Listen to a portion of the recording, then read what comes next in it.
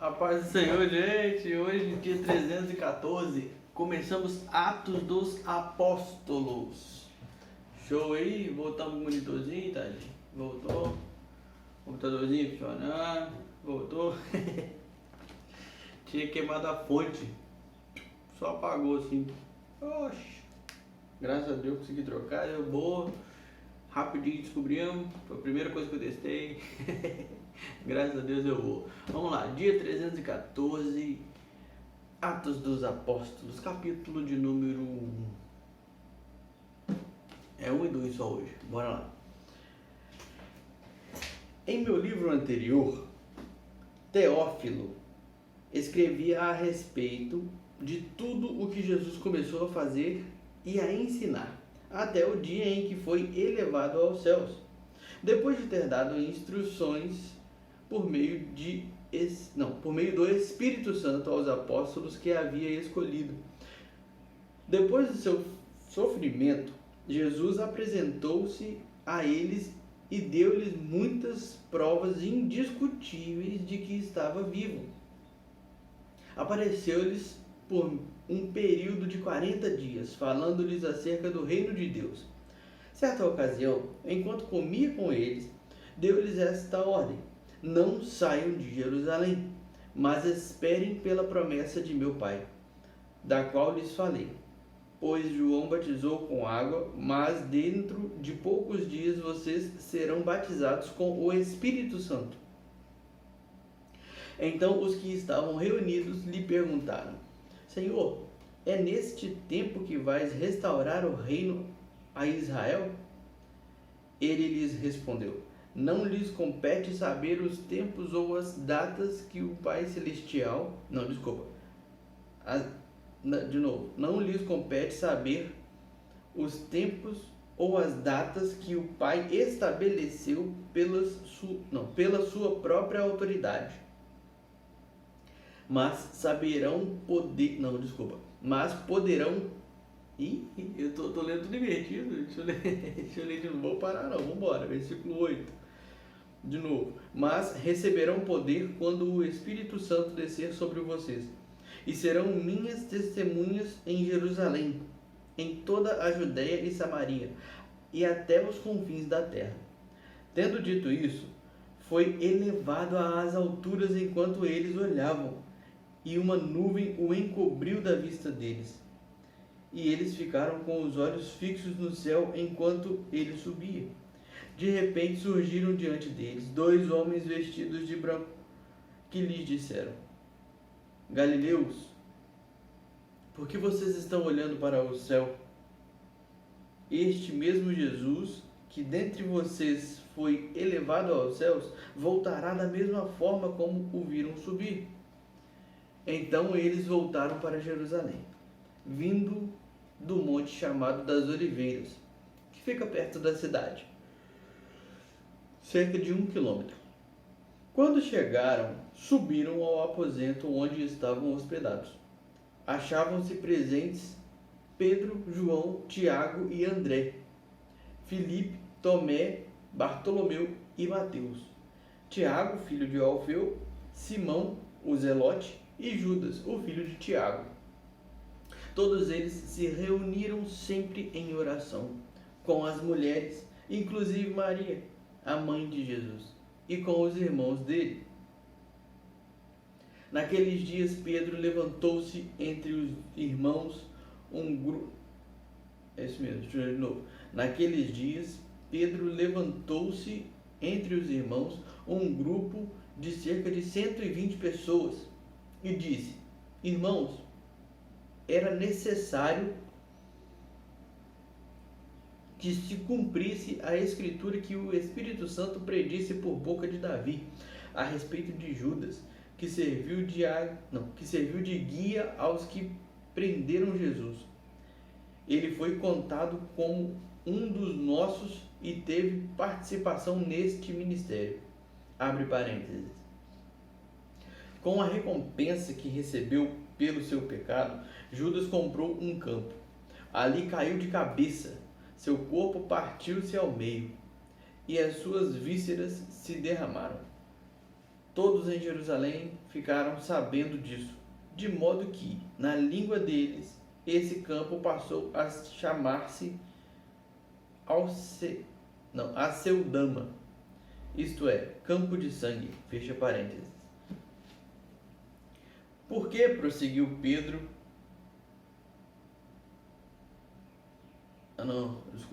versículo 20.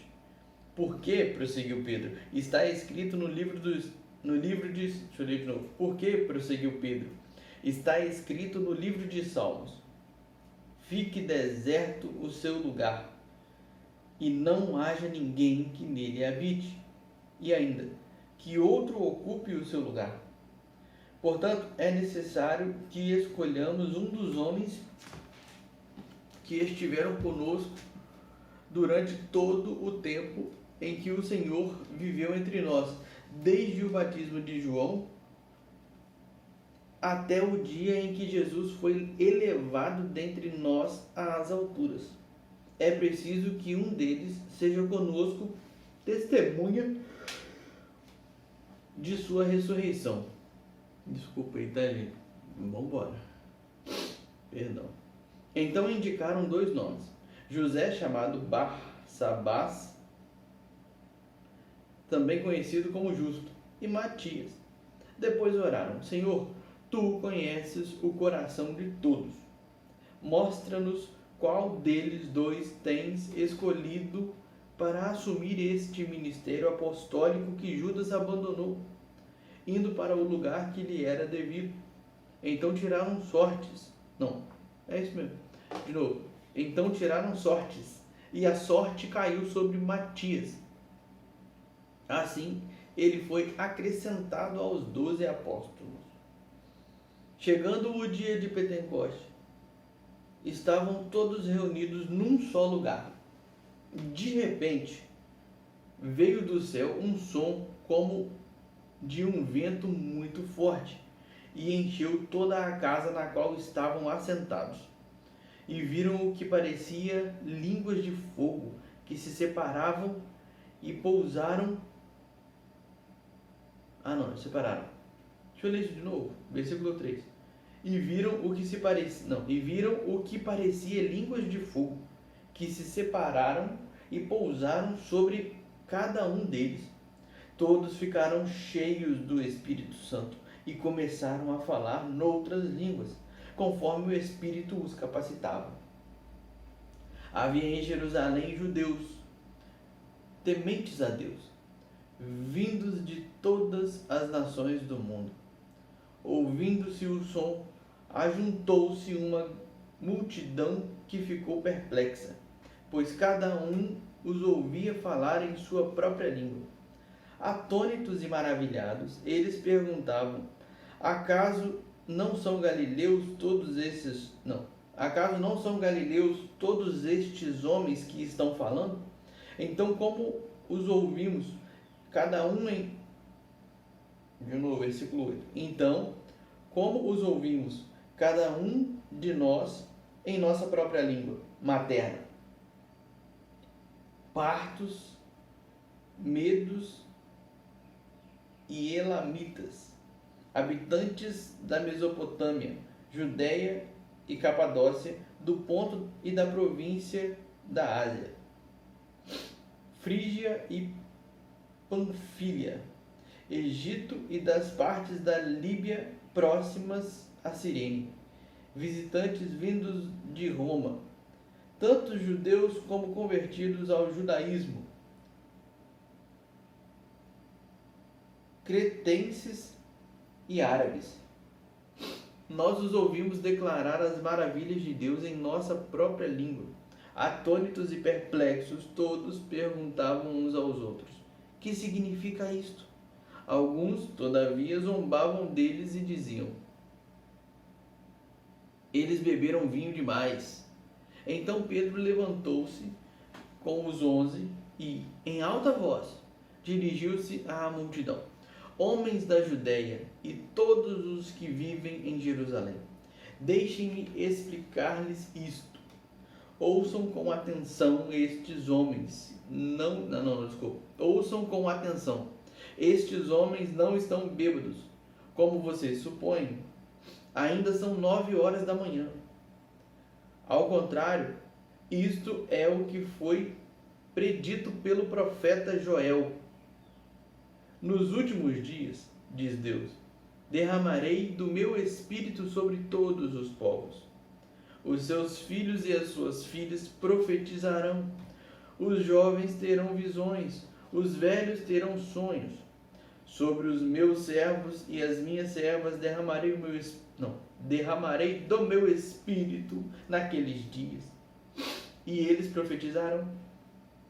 Mostrarei maravilhas em cima no céu e sinais embaixo na terra: sangue, fogo e nuvens de fumaça.